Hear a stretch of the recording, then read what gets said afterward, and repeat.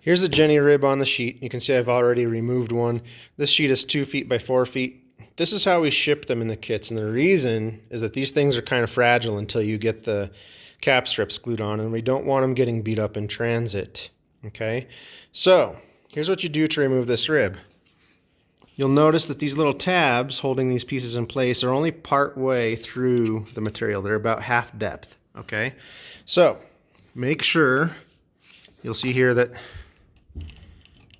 they're flush. The tabs are flush with the part. You can see one already broke, but the tabs are flush on this side. All right, so take it to the side that's not flush and just push down. Okay, just like that. Do the whole thing. Just push down, and your rib will come right out. Once you've done that, you do the same to this side, or to the holes. Okay. And you'll notice it leaves those little tabs. It's quicker to push them out than it is to try and cut them with shears. You can cut those little nubs off with shears after the holes are all, after the excess is all pushed out, and it'll be a lot faster to do it after it's pushed out. So you'll notice also that it gets these little hairy things from the router. Okay, those actually just scratch right off. Or if you take a little bit of sandpaper, in this case I've got 150 grit. If you do that, it comes right off. Okay, so this is actually not as fast, not as slow a prep project as it looks. There's 43 of these to do, I think, give or take. And again, this process goes really quickly. If you want to leave these, if you don't want to put your time and effort into removing the internal tabs, that's fine. But the external tabs have to come off, so that way you can glue the cap strips on. A piece of wood, as long as it's perfectly straight, Okay. which typically they're not. So I used a piece of scrap rectangular tube. Now this is about a little more than half an inch between the blade and the tube.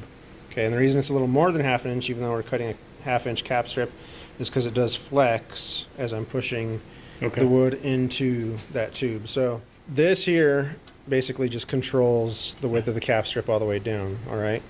Now when you run the plywood into, we're going this way with the plywood sheet. When you run the plywood in there, we don't care. Don't look over here, okay? Because you're gonna have meat from the wood that's taken away. Yeah. Right? We took some of that wood away with the blade. And what's going to happen is if you're pushing here, you're going to end up with a curved cap strip. So we're really worried about keeping it parallel on here. Yeah, parallel from here to here. Okay. After the blade, we don't care. So focus from here to here when you're running it through. Okay. And I found that it's easier to stand. You stand here and push into the blade, but I found that it's easier to stand on the side of the plywood and push kind of in and that way, like at a 45, so that you're keeping this edge flush up against your legs. Right. Okay. Now if we do get to a point where your ribs start getting like fat and skinny bumps in them, it's because one of the cuts made previously wasn't quite perfect, and now it's affecting all the rest. If that comes to that point, what we'll do is we'll take a sanding block to the edge of the wood here with like 80 grit or something, and flatten that edge back out, and then we'll resume doing what we were doing.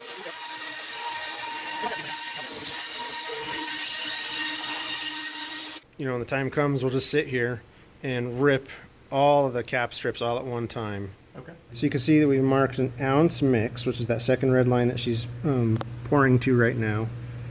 We've already gone to the half ounce. Okay, and this is a 1-to-1 epoxy. We're using the T88. And we've already taped up the caps to the rib. Okay. So what we'll do is we'll put the glue into a bag, and then we'll run a bead in there, and after the bead is set, we'll come in here and kind of give this a little bit of a flex to help work the glue down in there. And then what we end up with is something like this one here.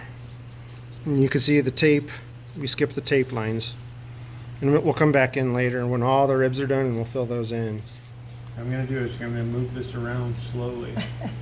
You're such a help. So remind us, you mixed a half an ounce, correct? Yes. So a quarter of resin and a quarter of hardener. for a full half ounce. Of T88 T88 epoxy. structural epoxy adhesive.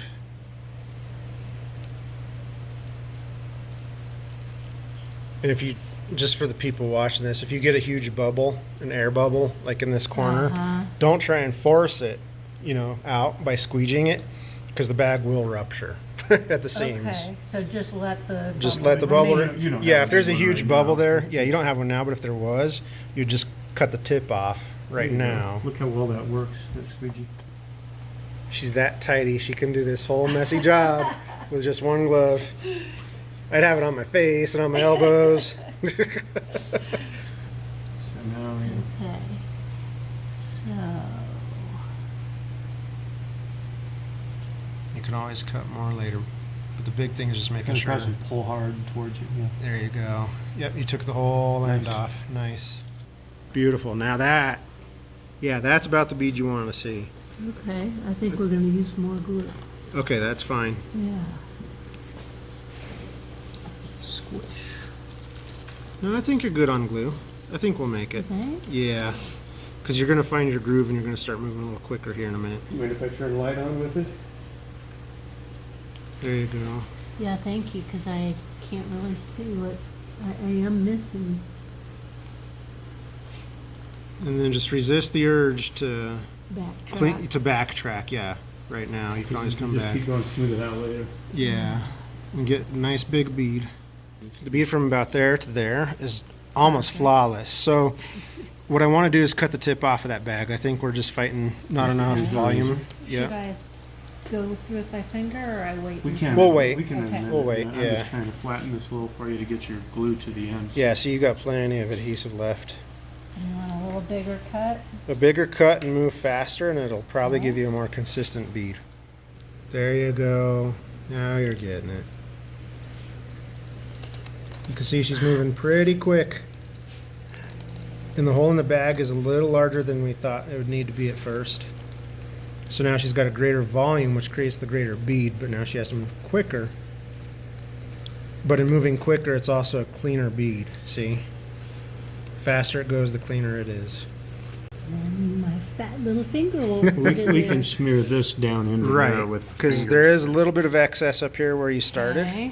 and so you could just smooth it from one end to the other. Just start out. at Yep, the- and you're not okay. trying to flatten it out completely, you're just trying to even Just it pull out. it like a caulking bead. Another trick, and I just thought of this, or I would have said something sooner, is to use The edge of the squeegee. spreader, yeah, like this, See at the edge of the squeegee? and kind of, Oh, yeah. if you kind of hold it at an angle, you can see I'm not holding it 90 degrees to the cap, I'm holding it kind of that way. Yeah. It'll force a bead. So you could really use anything. You could cut a paper plate to that same radius Yeah. on the spreader there. Or you could go to the auto store and get some actual And spreaders. I'm going to go down here and just pull this. Right. Now those spreaders are pretty expensive to be just throwing away, so you do want to clean them off and reuse them. Okay. But you can see what So that we got did. excess glue here. So I Yeah, can that take looks it really down here. nice. Yeah. And so we mixed up a half an ounce for this rib.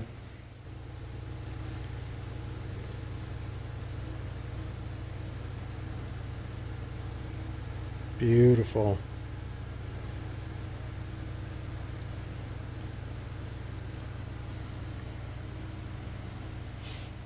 The other thing too is if you want to get that into a tight spot, you can cut that with a pair of scissors to where it's narrower. Yeah. And then this other one's been sitting for what, 10, 15 minutes now? Yeah. And you can see that the adhesive is already starting to Oh, yeah. really smooth out quite nicely. Again, it's just a really light pressure right there. And all we did just now is pull this cap more vertical. But you want to make sure that you're getting plenty of adhesive on the nose of the cap at the front. Yeah, did Just we? like that. Yeah, I wouldn't touch it. No? It's better. No, it's better to have a giant blob. Okay, because we didn't get There. any, we didn't get any up There. into the radius. Right, and that's fine. We're not too worried about that. You see what I mean? There's Yeah. none, there's none up there. What he means is you can see that he didn't get adhesive quite all the way to the tip. And we can come in there and mess with that, and that's fine. We can add glue there. But you don't want to remove the stuff that's already there, that big blob, because we really want this to have good adhesion right there. Okay. So Can I if you, add a little bit from the bag right now? right, if you add more, that's fine. I'm just saying don't come back and smooth it out too much to where you're actually removing material. Okay. Yeah, and you can see it when it's. Right. So don't, when you cut these cap strips, the bandsaw is going to start to compound errors in the cutting, okay, which means your cap strips are going to be a little bit wavy. Don't fret about that when you're going to put them on. Just get them on the rib, okay, and then let the glue cure up. All right. And when I say waves, of course we're talking this way because that's how we were cutting the cap strips on the bandsaw. The cap strip. Right along the edge. So little waves are fine. You're not going to see them under the fiber or under the fabric, and it's not going to affect the airplane's structural integrity or anything like that. Okay. But if you've got a really bad one and you're like, wow, we're going to see that under the fabric. What you could do is take a sanding block, and it could be a straight 2x4. It doesn't have to be one of these. I just grabbed this because I have one on hand. But you could use like 150 grit or 80 grit even, and just lay it flat on the table like this, and then put hand pressure here and sand that wave out, or most of the way out. And a bigger block will help because you're taking just the highest irregularities off. Right, Yeah. right. And it's something you want to keep your eye on because you don't want this to get much narrower than a 1/2 inch wide. A little narrower is okay. Yeah. But if you're getting down into like, 7 3/8 or something. yeah, anything below 7/16 is kind of getting iffy. 3/8 is like an absolute, yeah, you took it a little too far. So again, don't worry when you're going to glue them on. Don't panic if you have some that are not perfect, because they're really the only perfect ones are going to be the ones that came off the edge of the sheet first. Yeah. Unless of course you're a woodworker and you've got all the appropriate tools to truly rip pieces of wood perfectly straight. Most people don't have that, which is why we're using a bandsaw in our demonstrations. So I just wanted to point that out. You can nitpick it after it's glued up. Don't nitpick it too much prior. Okay. Now, one thing I did notice is, and you can see it here, the sheets tend to cut, and it's kind of funny because we actually have opposite sides here. Towards the end, where the bandsaw blade is trying to, find its center, it actually curves at the end of the sheet. See that?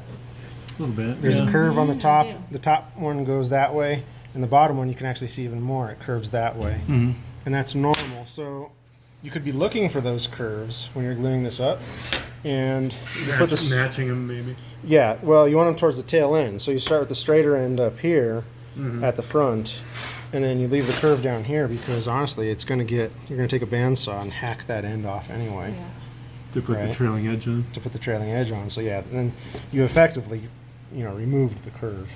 So we're supplying kits now with 2 sheets of plywood instead of 3.